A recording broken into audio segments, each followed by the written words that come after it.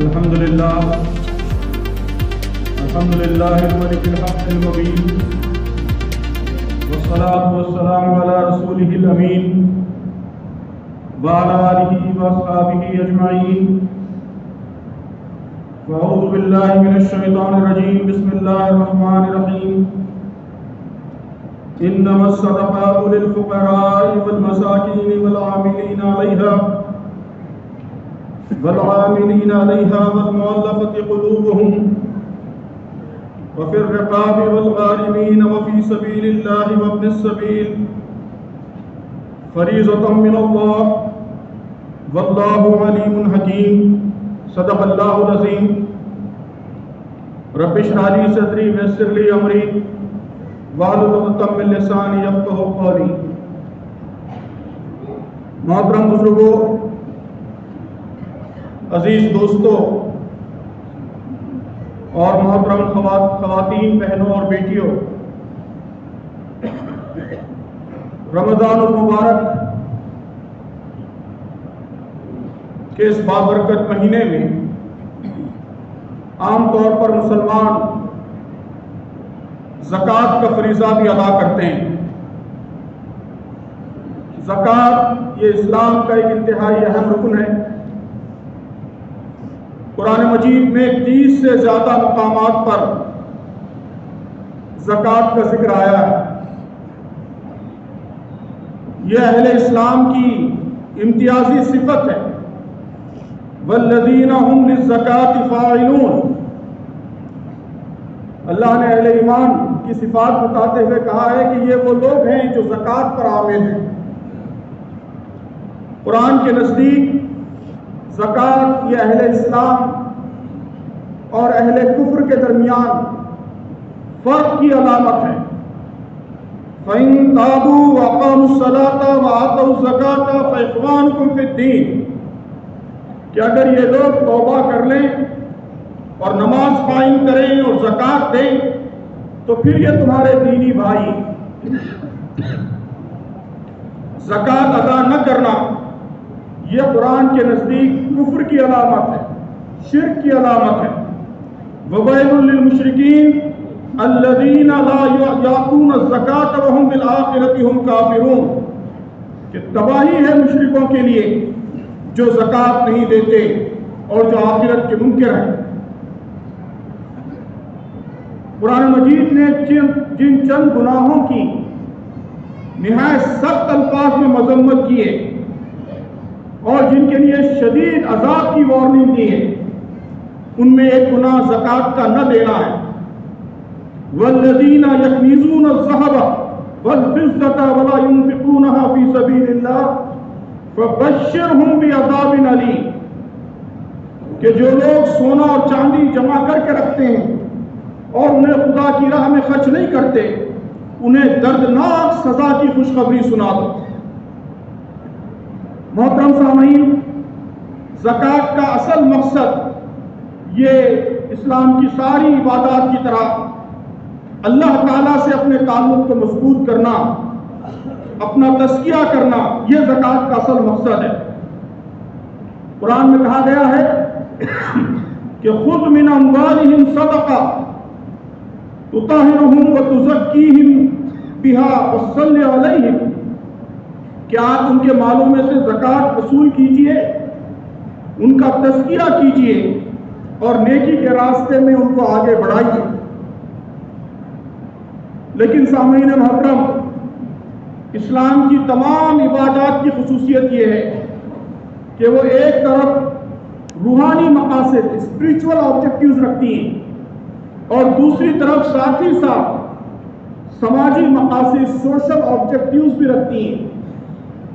ہر عبادت بندے کو خدا سے بھی جوڑتی ہے اور خدا کی مخلوق کے سلسلے میں اپنی ذمہ داریوں سے بھی ہم کو واقف کراتی ہے. زکوٰۃ بھی جہاں تعلق باللہ کا ذریعہ ہے، تزکیہ نفس کا ذریعہ ہے، وہیں یہ سماجی اور معاشی عدل، سوشل اکنامک جسٹس کے قیام کا بھی ذریعہ ہے، جو اسلام کا، اسلامی شریعت کا ایک نہایت اہم مقصد ہے. قرآن کہتا ہے کہ امیروں کے مال میں غریبوں کا باقاعدہ حق ہے، رائٹ ہے. والذین فی اموالہم حق معلوم للسائل والمحروم. اس لیے اسلام چاہتا ہے کہ دولت وہ صرف امیروں کے درمیان گردش نہ کرے بلکہ امیروں سے غریبوں کی طرف جائے. کئی لا یکون دولتم بین الاغنیاء منکم، کہ مال صرف تمہارے مالداروں کے درمیان گردش نہ کرے.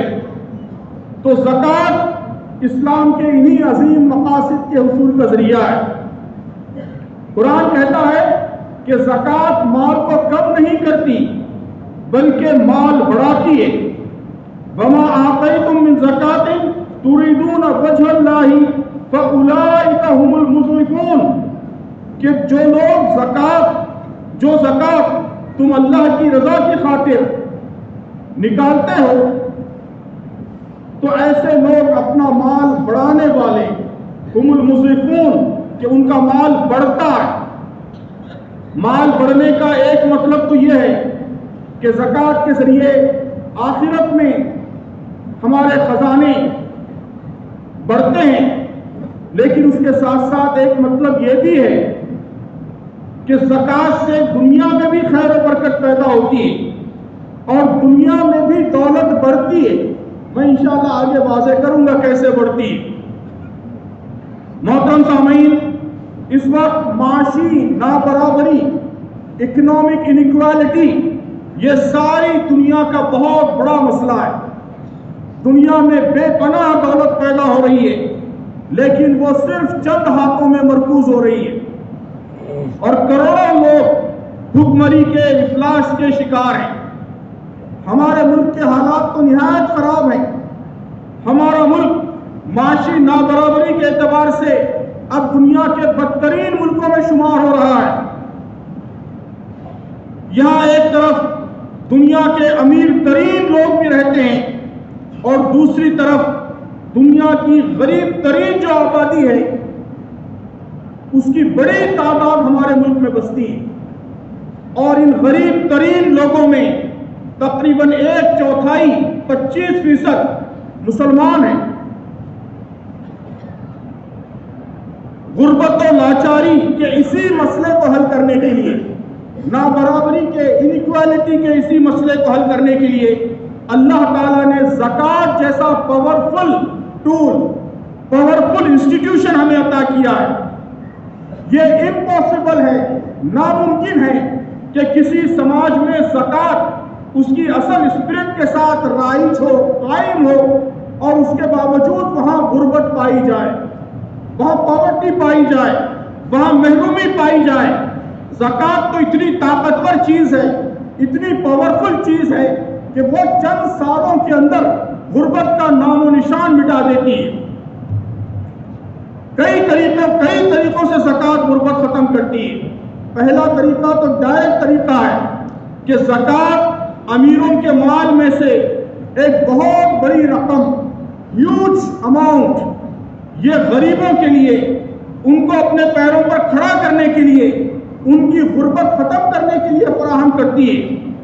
زکوٰۃ یہ کتنی پاورفل چیز ہے اس کا اندازہ آپ اس سے کر سکتے ہیں کہ ہمارے ملک میں لوگوں نے گھروں میں جو سونا جمع کر رکھا ہے، دوسری دولت چھوڑیے، کمپنیوں کی دولت، اثاثے، ظاہر اصل دولت تو وہ ہے، اس کو چھوڑیے، لوگوں نے صرف گھروں میں جو سونا جمع کر کے رکھا ہے، ہمارے ملک کی گولڈ ایسوسی ایشن کے مطابق وہ 24,000 میٹرک ٹن ہے. آپ کیلکولیٹ کر کے دیکھ لیجئے، اس کی قیمت 144 لاکھ کروڑ ہوتی ہے. اگر اس کی زکوٰۃ کیلکولیٹ کی جائے تو وہ 3.5 لاکھ کروڑ بنتی ہے. ہمارے ملک میں غربت کے خاتمے کے جتنے اسٹیمیشنز کیے گئے ہیں، جتنے تخمینے کیے گئے ہیں، وہ اس کا بہت ہی معمولی سا حصہ ہے، چھوٹا سا حصہ ہے. زکوٰۃ کا نظام یہاں قائم ہو جائے تو غربت یہاں صرف 1 سال کی مہمان ہے. 1 سال کے اندر آپ اس ملک سے غربت ختم کر سکتے ہیں. اگر مسلمان ہی اپنی زکوٰۃ سلیقے سے نکالیں، سلیقے سے خرچ کریں تو چند سالوں کے اندر مسلمانوں کی غربت ختم ہو سکتی ہے. डायरेक्ट तरीकों के अलावा कई इनडायरेक्ट तरीके हैं जिनसे ज़कात गुर्बत को ख़त्म करने में, रोज़गार जनरेट करने में मदद करती है। ये ज़कात की ब्यूटी है कि अल्लाह तबारक व तआला ने इनकम पर ज़कात नहीं लगाई है, आमदनी पर ज़कात नहीं लगाई है, ज़कात एसेट्स पर लगाई है, असासों पर लगाई है। आज दुनिया में गुर्बत का, बेरोजगारी का एक बड़ा सबब यह है कि दुनिया की दौलत का बड़ा हिस्सा वो इनएक्टिव है, बाजार में नहीं आया है, लोगों ने जमा करके रखा हुआ है। अगर ये दौलत बाहर आ जाए तो बड़ी तादाद में रोजगार जनरेट हो सकता है। ज़कात इस बात को यकीनी बनाती है कि दौलत सारी की सारी बाजार में आए, उसका प्रोडक्टिव इस्तेमाल हो, बेकार ना रहे। आप इसको इस मिसाल से समझिए, एक सिंपल मिसाल से, कि फर्ज कीजिए कि किसी आदमी के पास 10 करोड़ रुपए हैं, वो उसने बैंक पे रख छोड़े हैं या सोना रख छोड़ा है घर में, तो क्या होगा? अगर वो हर साल ज़कात देता रहेगा तो 27 साल के अंदर उसके 10 करोड़ आधे हो जाएंगे, 5 करोड़ हो जाएंगे। अगली नस्ल को मुंतकिल होने से पहले उसकी दौलत आधी रह जाएगी। तो इसलिए ज़कात मजबूर करती है कि आप अपने एसेट्स को प्रोडक्टिव बनाएं, ये 10 करोड़ निकालें, उससे मुनाफा कमाएं ताकि आप ज़कात अदा कर सकें। जैसे ही ये 10 करोड़ बाहर निकलते हैं, मोहतरम सामईन, मिराकल्स बातें होते हैं, मौजज़े बातें होते हैं। फर्ज कीजिए कि 10 करोड़ निकाल कर उसने यहाँ अबुल फजल में एक कारखाना, कपड़ों का कारखाना लगाया। क्या होगा? कपड़ों के कारखाने में दसियों लोगों को रोजगार मिलेगा। बहुत से लोग उसकी मार्केटिंग करेंगे, रॉ मटेरियल सप्लाई करेंगे, ट्रांसपोर्ट वाले, रिक्शे वाले, होटल वाले, दुकान वाले, इन सबको रोजगार मिलेगा। इस तरह ज़कात से आपका माल भी बढ़ रहा है और समाज के मसाइल भी हल हो रहे हैं। यह दूसरा तरीका है जिससे ज़कात गुर्बत खत्म करती है और रोजगार पैदा करती है। गुर्बत खत्म करने का तीसरा तरीका, ज़कात का तीसरा असर यह होता है कि ज़कात लोगों की परचेसिंग पावर बढ़ाती है, कुव्वत खरीद बढ़ाती है, उससे कारोबार तरक्की करते हैं, माल आपका भी बढ़ता है, ज़कात देने वाले का भी बढ़ता है और समाज की गुर्बत भी खत्म होती है।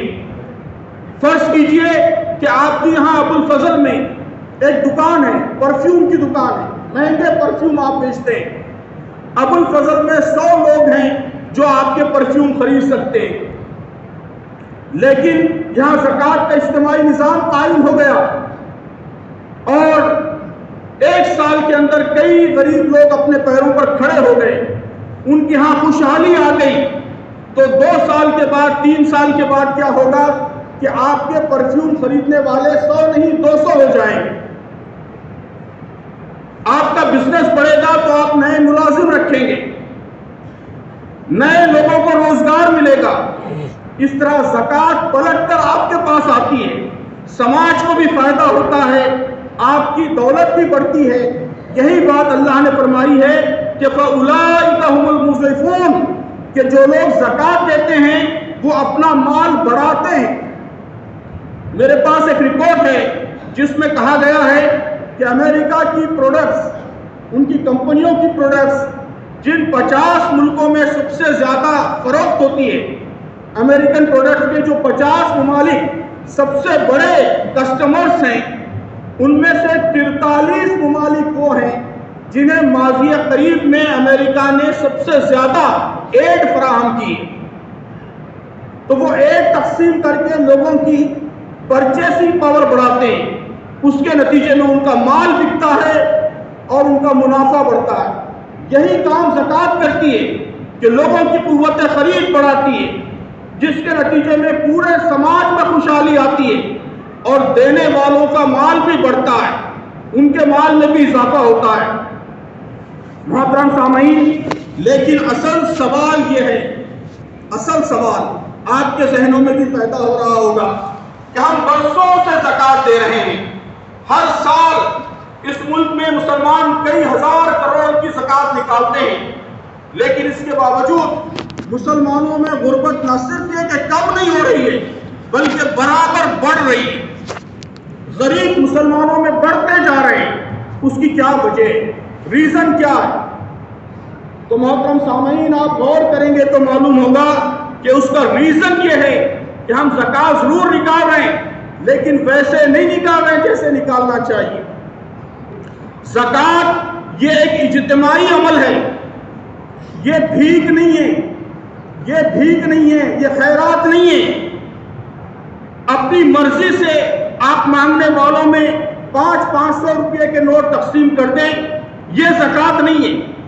زکوٰۃ ایک انسٹیٹیوشن ہے، زکوٰۃ ایک نظام ہے، زکوٰۃ ایک سسٹم ہے، زکوٰۃ ایک آرگنائزیشن ہے، ایک تنظیم ہے. زکوٰۃ کا منظم سسٹمیٹک نظام مطلوب ہے. ابھی میں نے آیت پڑھی کہ خذ من اموالہم صدقۃ تطہرہم. اس میں اللہ تعالیٰ نے رسول اللہ صلی اللہ علیہ وسلم کو حکم دیا ہے کہ آپ لوگوں سے زکوٰۃ وصول کریں. عام لوگوں کو زکوٰۃ دینے، اپنے طور پر زکوٰۃ دینے کا حکم نہیں دیا گیا ہے. نبی کو حکم دیا گیا ہے، امام کو حکم دیا گیا ہے کہ وہ لوگوں سے زکوٰۃ وصول کریں. آپ صلی اللہ علیہ وسلم نے حضرت معاذ بن جبل کو یمن روانہ کیا تو حکم دیا کہ وہاں کے لوگوں سے زکوٰۃ وصول کرو.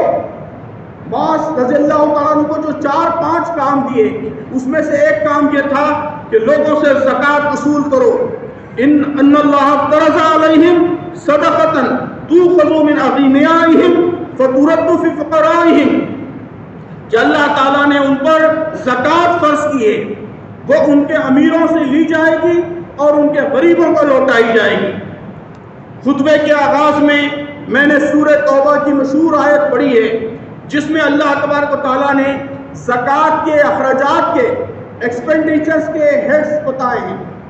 کن مدات میں زکوٰۃ خرچ ہوگی؟ 8 مدات. آپ دیکھیے کہ ان میں ایک اہم مد ایڈمنسٹریٹو ایکسپینڈیچرز ہیں.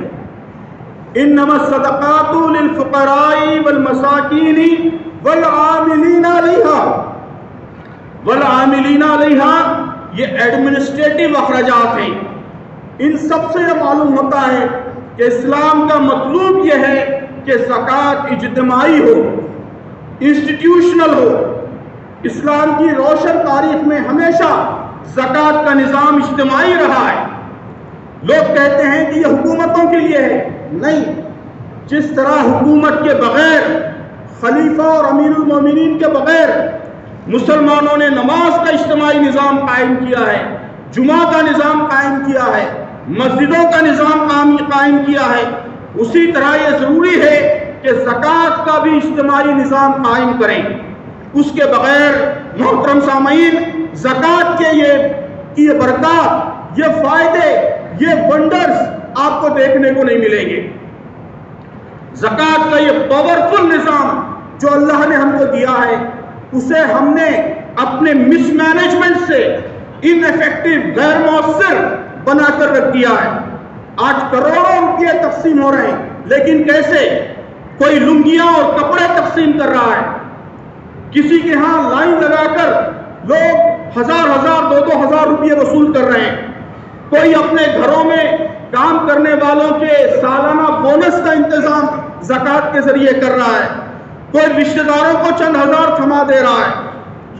اکثر امیر لوگ اپنے ایسیٹس، اپنے کاروباری مال، ان کا حساب کیے بغیر، ان کا ایسٹیمیشن کیے بغیر اندازے پر چند ہزار چند لاکھ روپے نکال دے رہے ہیں. تو یہ سب محترم سامعین یہ زکوٰۃ کی روح کے خلاف ہے. زکوٰۃ جب اپنی اصل اسپرٹ کے ساتھ عطا ہوتی ہے تو میں نے عرض کیا کہ سماج میں غربت باقی نہیں رہتی. ہماری انفرادی تقسیم سے عید کے دن غریبوں کو کچھ ریلیف ضرور مل جاتی ہے لیکن ان کا مسئلہ حل نہیں ہوتا، وہ اپنے پیروں پر کھڑے نہیں ہو پاتے. یہ زکوٰۃ نہیں ہے، یہ بھیک کی تقسیم ہے. یہ طریقہ غربت ختم نہیں کرتا بلکہ بھیک کی ہمت افزائی کرتا ہے، بھکاریوں کی ہمت افزائی کرتا ہے اور اس کے نتیجے میں غربت اور بڑھتی ہے. اس طرح کی رینڈم تقسیم یہ پروفیشنل بیگرز، پیشہ ور بھکاریوں کو جنم دیتے ہیں۔ حقیقی اور جو غیرت مند مستحقین ہیں وہ آپ کے گھر پر آ کر لائن نہیں لگائیں گے۔ پروفیشنل بیکرز وہ آپ کی ساری زکوٰۃ لے اڑتے ہیں۔ ہمارے ملک میں ہر چوتھا بھکاری مسلمان ہے، اور اب تو آپ دیکھ رہے ہیں کہ غیر مسلم بھکاری بھی مسلمان لباس میں، مسلمان بھیس میں آتے ہیں کہ ان کو لگتا ہے کہ اس سے زیادہ بھیک ملے گی۔ تو ہم کو بھیک کو انکریج نہیں کرنا ہے، بلکہ اسلام کا جو نظام ہے زکوٰۃ کا، اس کو تقویت پہنچانا ہے۔ غربت کا خاتمہ یہ ایک سسٹمیٹک کام ہے، ایک فل ٹائم کام ہے۔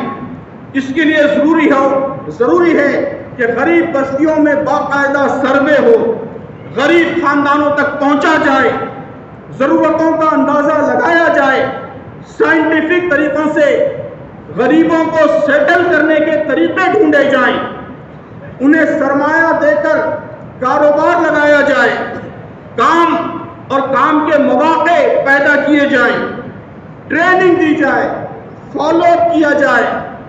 اگر وہ آپ کی کوشش کے باوجود کاروبار نہ کر پائیں تو انہیں سپورٹ فراہم کیا جائے، بار بار سپورٹ فراہم کیا جائے، ان کی صحت کی فکر کی جائے۔ اس طرح سسٹمیٹک طریقے سے ریگولر فالو اپ کے ذریعے ہر سال کچھ خاندانوں کو غریبی کی ٹریپ سے نکالا جائے۔ ہر سال زکوٰۃ وصول کرنے والوں کی ایک تعداد زکوٰۃ دینے والی بنتی رہے، یہاں تک کہ پورا سماج، پوری مسلم سوسائٹی یہ غربت کے چکر سے باہر نکل آئے۔ حضرت عمر رضی اللہ تعالیٰ عنہ کے زمانے میں چند سالوں کے اندر ایسا ہی ہو گیا، اور اسلامی تاریخ کے ہر روشن دور میں ایسا ہوا ہے جب زکوٰۃ کو اس کی صحیح اسپرٹ کے ساتھ نافذ کیا جائے۔ لیکن سامعین محترم، یہ کام آپ اکیلے نہیں کر سکتے۔ یہ کام اسی وقت ہوگا جب زکوٰۃ بڑی مقدار میں ایک جگہ جمع ہو اور پلاننگ کے ساتھ آرگنائز طریقے سے، منظم طریقے سے اسے خرچ کیا جائے۔ تو سامعین محترم، اسلام کا یہ عظیم الشان رکن، ایک غیر معمولی اکنامک پاور کا حامل اسلام کا یہ عظیم شعار، یہ ہماری برسوں سے غفلت کا شکار ہے۔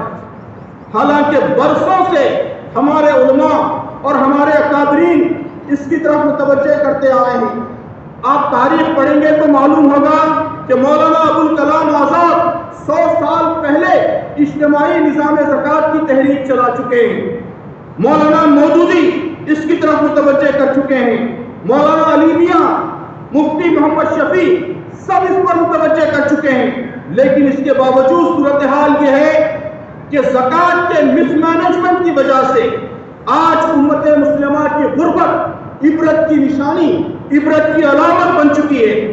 غربت نے ہماری امت کو حد درجے کمزور، ولنریبل بنا دیا ہے۔ ہماری مظلومیت کا بھی ایک سبب ہماری غربت ہے۔